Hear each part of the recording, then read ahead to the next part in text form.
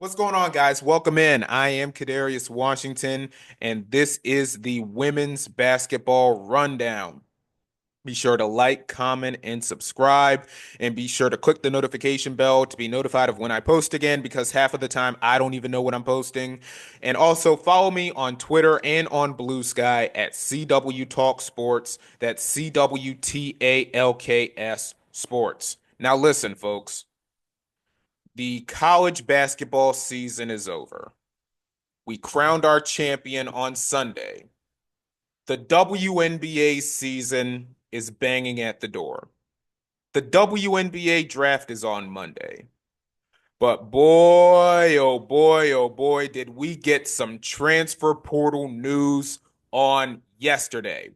Now, listen, folks, on Monday, I came on here after South Carolina got embarrassed by UConn in the national championship game, and I said that the two reasons why South Carolina did not win the championship was number one, their size issue, and number two, they didn't have that bona fide scorer. They didn't have that elite bucket getter.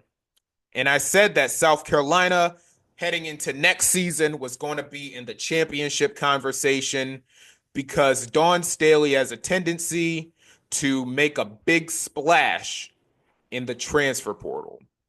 And boy, oh boy, oh boy, did she make a big splash. I mean, probably the biggest splash in the portal as they land Tanaya Latson out of Florida State. Folks, Dawn Staley did it. Dawn Staley did it again. She lands Tanaya Latson into South Carolina. And if you're not familiar with Tanaya Latson, get familiar with her. She's coming off the season averaging 25 points a game, led the nation in scoring. 25 points, 4 rebounds, 4 assists, shooting 45% from the field for the season. Of course, her Florida State squad lost to LSU in the second round, where Latson put up 30 points in the game. Now, listen. Now, this was a thing where it was more of a matter of when than a question of if, as far as Tanaya Latson in South Carolina. Because when we first got the news that Tanaya Latson was entering the transfer portal, of course, we started hearing stories about how her, Raven Johnson, and Mylasia Fawiley were teammates in AAU and high school and all of that. So it was more of a matter of when than a question of if. But after this move, if I'm a South Carolina fan, I would start making my hotel accommodations for next April in Phoenix because right now you can definitely pencil this South Carolina team in for the Final Four at this very moment. Now listen, they still need a big. They still need to get a big.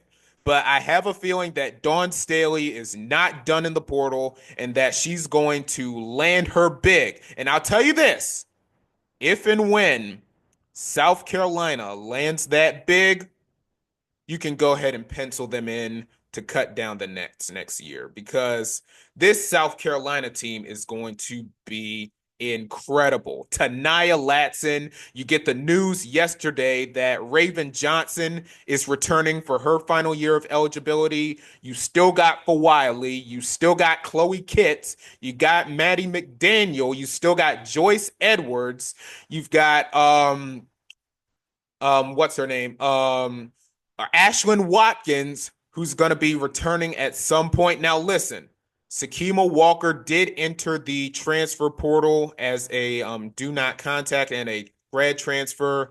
She only played 15 games this season. She didn't play in the SEC tournament, and she only played in the first round against Tennessee Tech and didn't see the court anymore for the NCAA tournament.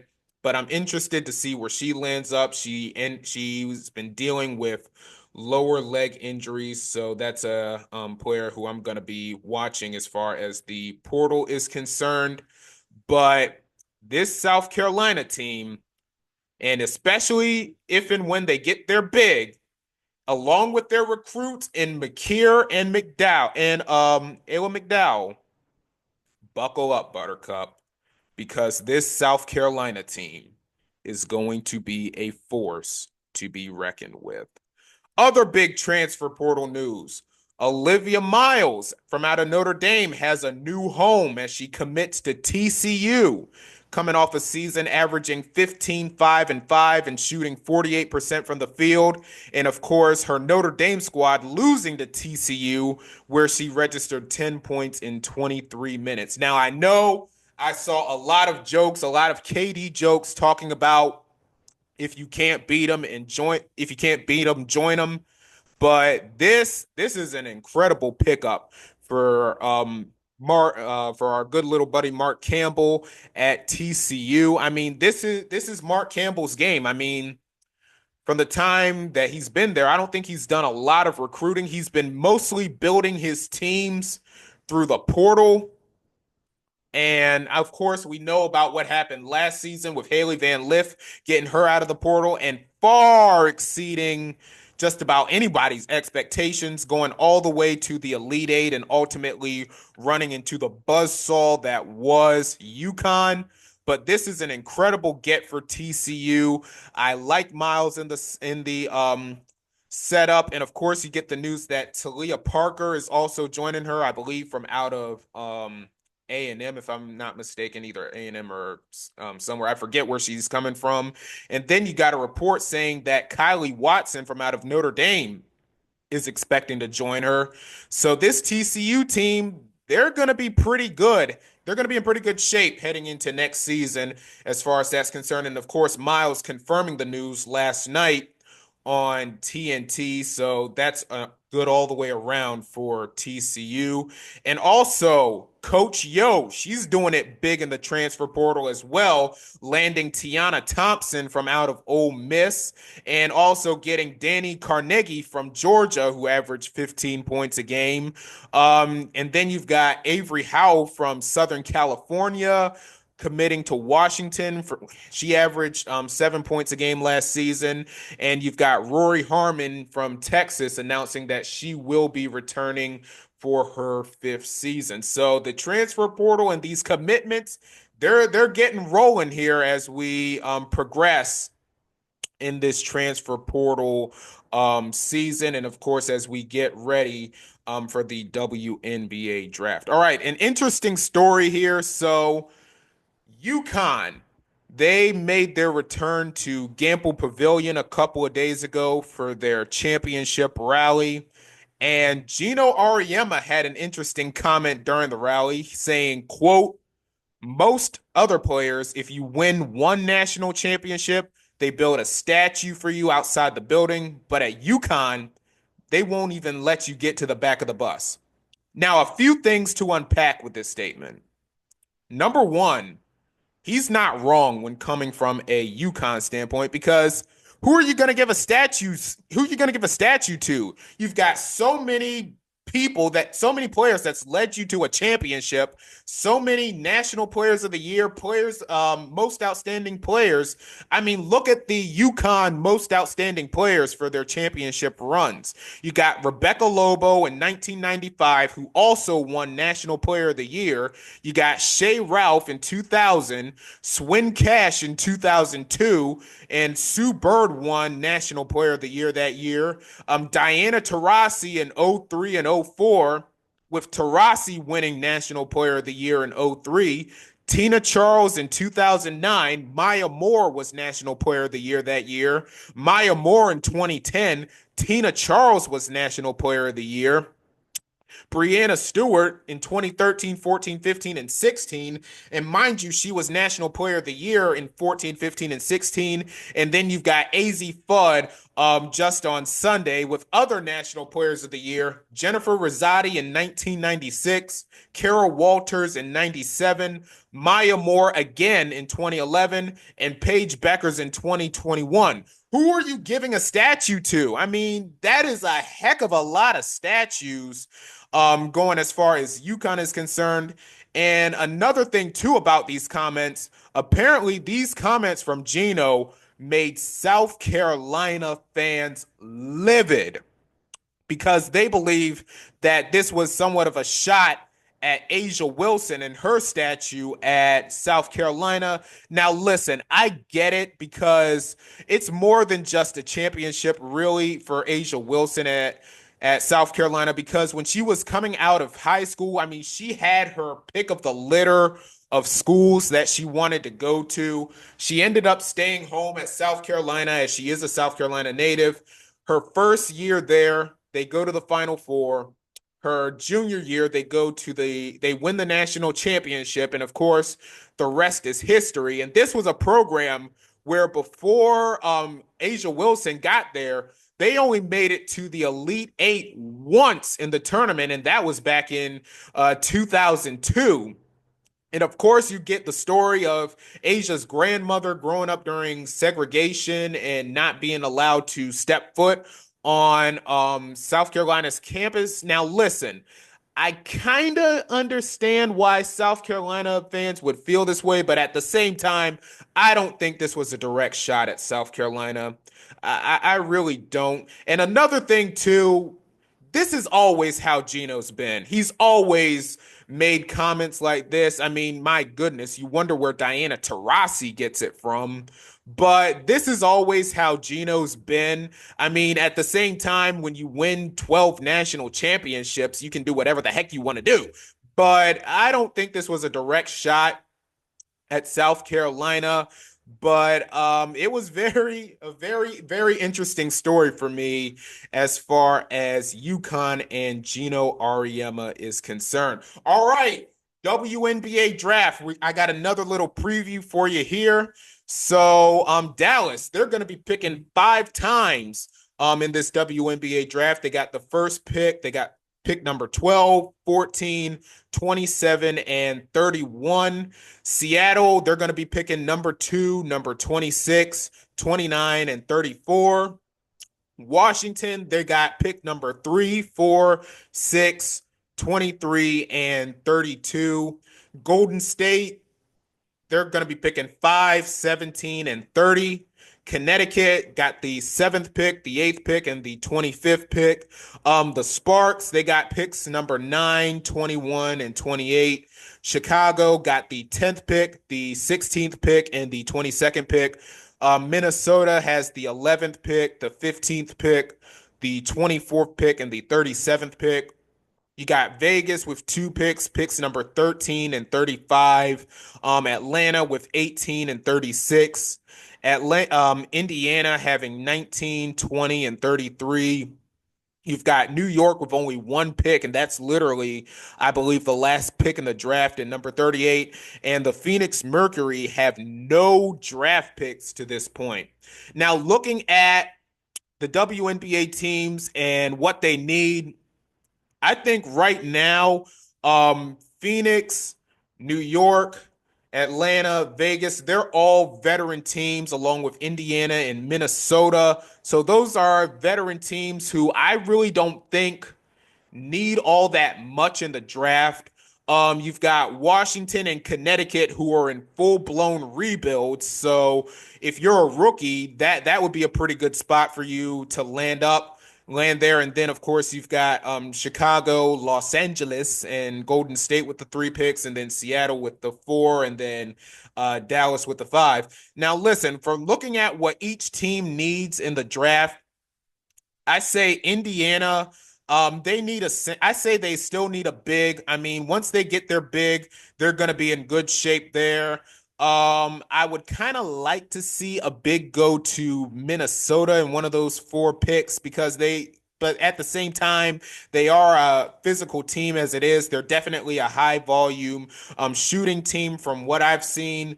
Washington, I'd like to see some guards over there. Connecticut, same thing. Seattle, I'd like to see some offense over there. And I'd like to see some bench pieces too for New York and Atlanta. Phoenix, I mean, I know they don't have a draft pick, but if somehow they traded up to get one, I mean, I don't know, but if But like I said, they don't have any draft picks, so I don't really know what they're gonna need as far as that situation is concerned. Chicago, they're gonna need a shooting guard. Los Angeles, I still need to see some guards over there, and that's as far as the needs are for the draft. And listen, selfishly, as far as the draft is concerned, I would love. I would love to see either Kiki Iriafen or Anissa Morrow end up in either Washington or Golden State. And I would selfishly like to see it because I would love to see one of them paired up with Aaliyah Edwards over there. Young team. It's something to look for me personally. And I really, really, really hope Cheyenne Sellers ends up in Washington. I really want to see Cheyenne Sellers in that system as far as Washington, as the Washington Mystics are concerned. All right, folks. I got a little top five list for you here. Let's go. All right, my top five list. Now, listen, when I did my unrivaled championship recap, I made a top 10 list of unrivaled players that I was excited to watch. I didn't include any second year players because I said that I was going to make another list for them. And I figured now would be an appropriate time to make a list. And so here we go. My top five second year players that I'm excited to watch, not named Caitlin Clark or Angel Reese. I better get that straight here before we get going. At number five, I have Liani Fibic out of the New York Liberty. She had a really big postseason last season en route to the title. 11 points average. She had some huge games in the WNBA finals, so she's going to be a player that I'm going to be interested in watching this year. And at number four, I've got Aaliyah Edwards. I enjoy seeing her game. I liked her in Unrivaled, and of course, last year in Washington. She made it to the Unrivaled semifinal. She averaged 7 points a game in both the W and Unrivaled, but nevertheless, I'm excited to see what year two Aaliyah Edwards has in store. At number three, I've got Rakia Jackson. She really picked up the scoring during the second half of last year with the Sparks. She was one of the most consistent players in Unrivaled, averaged 13 points a game in the W and then 14 points a game in Unrivaled. So I'm excited to see what she does in her second year. And at number two, I have Cameron Brink. She, of course, was robbed the majority of her rookie season due to a torn ACL. I really enjoyed the small sample size of what we got from her last year. And, of course, going back to the LA Sparks, she's going to be someone who I'm going to have my eye on. And my number one second year player that I'm excited to watch, and I think y'all already know where I'm going to go with this, Camila Cardoso. As I have stated numerous times, I am a huge Camila Cardoso fan. Of course, she missed the first month of the WNBA season due to a shoulder injury. Averaged 9-7 in the W. But what she did overseas in Shanghai was absolutely phenomenal, averaging 20-11, including four 30-point games and a 40-point game, and led the team in scoring in 19 out of her 38 games with the team. And of course, her and Angel Reese and their development in the offseason is going to be incredible for Chicago, along with their veterans and Courtney Vandersloot and Ariel Atkins. So nevertheless, those are my top five players that I am excited to watch in this season in the W. Well, folks, the WNBA draft is taking place on Monday, as I stated. The WNBA season is banging right at the door, and I am looking forward to all of that, as well as the other transfer portal updates that we may get as far as the window is concerned. Well, folks, that will do it for the women's basketball rundown. Be sure to like, comment, subscribe, click the notification bell, and also follow me on Twitter and on Blue Sky at CW Talk Sports. That's CWTALKS Sports. And I will see y'all the next time. Peace.